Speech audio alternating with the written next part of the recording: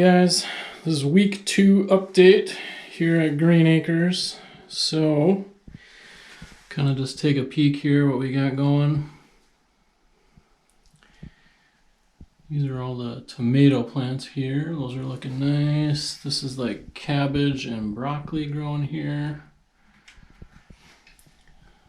Our sugar snap peas are getting crazy and kind of thinking I shouldn't have planted those so early because I don't know what we're going to do with those. And then I believe back there are some strawberries and those types of things. So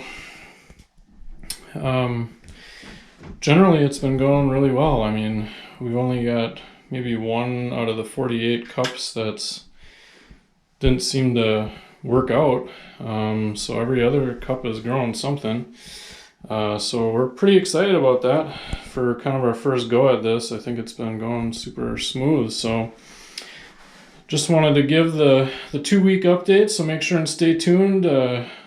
Hit the like button and subscribe to GreenAkers and follow along with all the growing we got going this year. So thanks for watching.